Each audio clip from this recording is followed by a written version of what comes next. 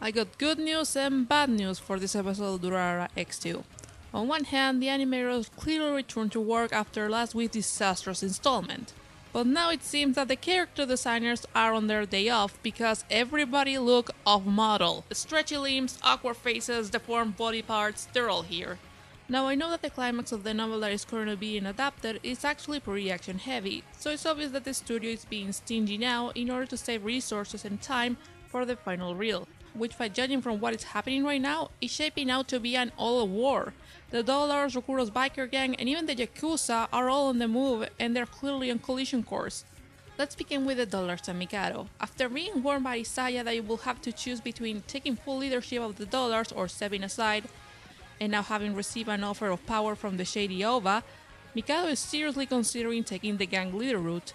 His whole arc during this episode was a great exercise in building up tension, as Ova kept cornering Mikado until the point he had to give an answer, and the final result showed that Mikado's character surely won't be the same by the time this arc is over. Next up we have Shizuo. His predicament with Akane was the result of Isaiah's machinations, and as expected from Isaiah, the whole scheme was just a ruse to get Shizuo into an even bigger problem. Now he has the Yakuza on his tail, and let me remind you, he's also a member of the Dollars. That being said, Shizuo's actions throughout this episode did a pretty good job by showing that there's more to his character than a walking manifestation of rage.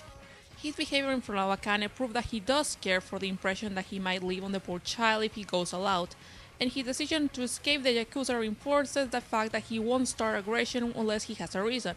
Plus, he knows that attacking right away at the crime scene will make defending himself from accusations much harder. He's not only one of the funniest characters in Durarara, but also one of the most developed and interesting personalities around. The only part I wasn't so sure of was Masomi's, although I did get it on a thematic level. He can't preserve his relationship from the comfort zone he has created at the chat room, so when no one is online, it's like all those relationships are disappearing from his life.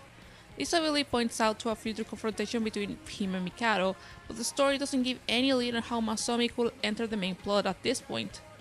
Join me next time as Durarara X2 officially enters the final reel of the Winter Core, and we see if Mikado takes Ova's offer. And as always, remember that Durarara X2 is available on Crunchyroll and on Hulu. Until next time.